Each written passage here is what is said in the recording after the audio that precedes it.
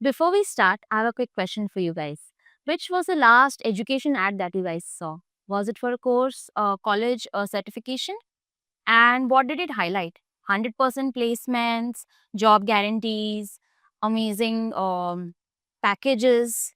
What was it? Think about it. This is Built Different with Edept, where we question how students are taught and how they actually grow. Hi everyone, this is Kirtiga here. I am VP for brand at Edept, and you're watching Build Different with Edept. Today on our episode, we have Devendra Nagle, who is the co-founder and CMO at Edept. He has a lot of experience in marketing, right? He's been in this field for more than a decade. He has been working with companies like Google, Hindustan Times, India Today, and a lot of other edtechs also. So today he is going to give us insights into how marketing works in the education field. This is something that is very useful for our students and for anyone who's watching this episode. So, welcome, Devendra. Glad to have you here. Thanks, Kirtiga. Glad to be here and speaking to you. It's a topic which is close to my heart, and I'm glad that we're talking about this today. Because what is happening is that education organizations, what they are teaching and what they are advertising is very different from what actually industry demands. I'm glad that we are talking about this topic. In fact, just to quote a figure, more than 50 lakh students graduate every year, but only half of them find a job in the first year. That's a big number. Only half of them. That's right. That's right. Okay. I'm glad that we are going to dive deeper into this topic. So, I'm glad we are directly getting into this. My question to you would be, you've spent so long in this field, right? Marketing. So, what is wrong today with the way education is being marketed or with the way the messaging is happening to the students? The biggest problem is that vanity metrics are dressed up as value. 95% placements, 100,000 jobs recreated. All these are numbers which are pulled out of thin air, and that's the biggest problem in advertising these days in education. People are selling aspirations, which does not translate actually to the value what is being taught in the classrooms. Okay, but isn't aspiration good? Isn't that what people want in their lives? They want to look up to something, like they want role models. Correct. So what's wrong? So aspirations are good, but there's a very thin line between how you showcase the aspirations. Uh, Usually, what companies are doing these days are they are exaggerating the numbers so to create that FOMO on the parents or that students. They don't want their kids to be left out from the race which everybody's running, Okay. and companies create fictional characters.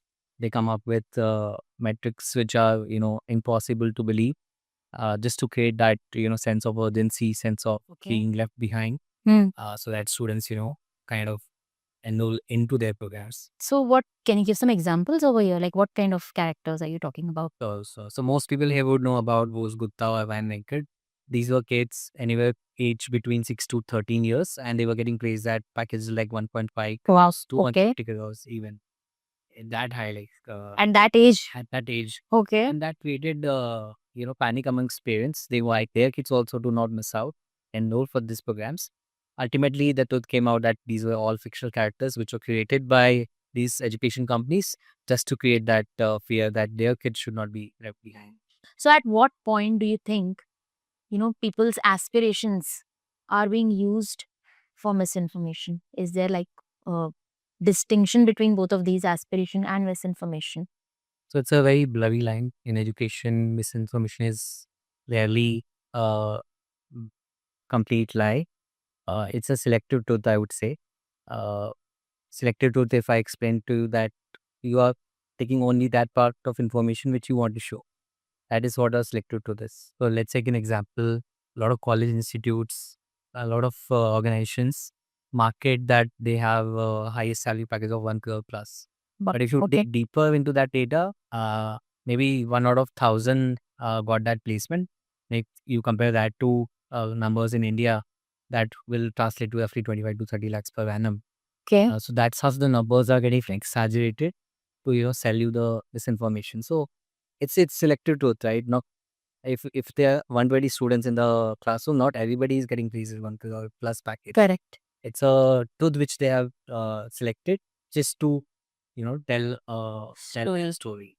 Right. So, what do you think is the issue here? This seems like a very systemic issue, right? It's continuously happening. If you look at it, India's education marketing sector operates with almost no regulatory insights. Hmm. Compare that to a finance or a pharma market in India where you have to put out the fine prints to read. Here, the students are most vulnerable because edtech companies or education organizations can say anything and get away with it because there's no regulatory authority which is kind of controlling this narratives.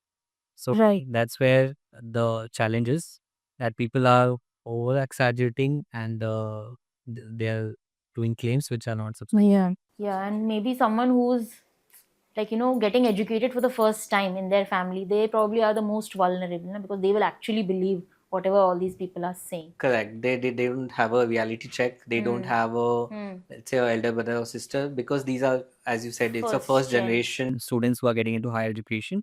They don't have a role model within the family to fact check these claims from somebody who's already in the family. At Adept, we actually believe the opposite, that if you give the students right training and the right opportunity, they will find the best outcomes for themselves.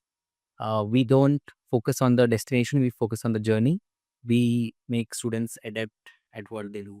So, Devendra, hasn't this been happening year on year? I think these are the kind of ads I've been seeing since even when I was in school, right? कि यही type के ads every year. So, how is it that people are still not getting aware about it? So these are tactics which are being used by marketers to create fear among parents. They have been having this fear for decades, right? That my kid should not be left behind. And that's the mentality which most parents think even these days.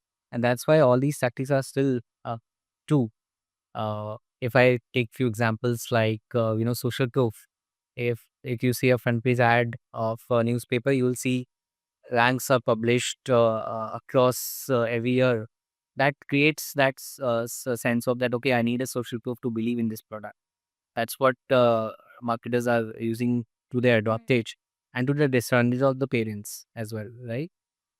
There's again the question of FOMO, that because people are creating sense of urgency, my child should not be left behind. Yeah, but isn't there any way that these parents can check on whether these things are true or no? So yeah, so as we spoke earlier, a lot of kids are, first generational, going to higher education. They don't have an idol in their own family to check this claims for. That's why, again, there's misinformation in the ads is where, social proof comes in play.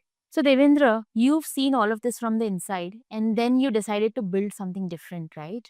How are we making sure that Adept does not fall into the same kind of traps as the others? So it's a deliberate choice. At Adept, we believe that we will start with skills. We will not promise you that you will get X job or Y job.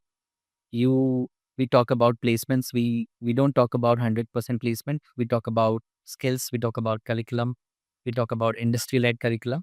All these are something which will help you build your credentials in the industry. So when you go out there, you look for a job, you already have those credentials stacked with you in your resume, and you can prove that you're adept at doing something. So that's why Adept is different. That's why marketing at Adept is different, because we talk about not just the outcomes, but what health skills you will acquire when you go through a journey through Adept programs. Okay. And we have been very deliberate about what kind of sectors we are choosing.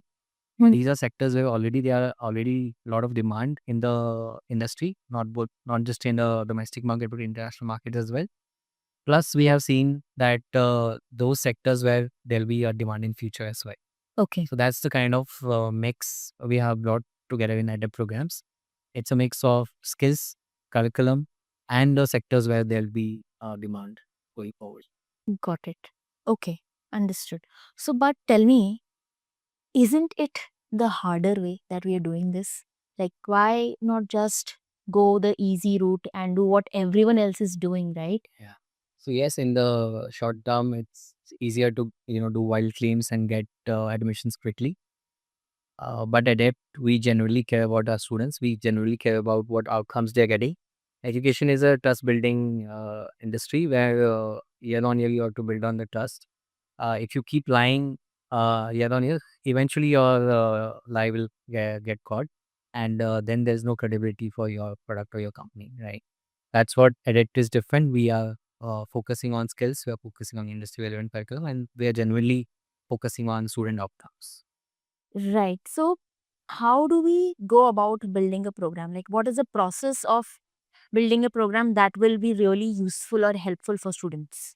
So we start with where the demand is already in the industry, and we link it back, we reverse engineer it back to what can we teach in the classroom. So we start with the curriculum adaptation. How can we upgrade the curriculum so that what students are learning is actually relevant in the industry? And from there, we have designed the curriculum now, we enroll the students, and we co-deliver these programs along with our industry partners into the classroom.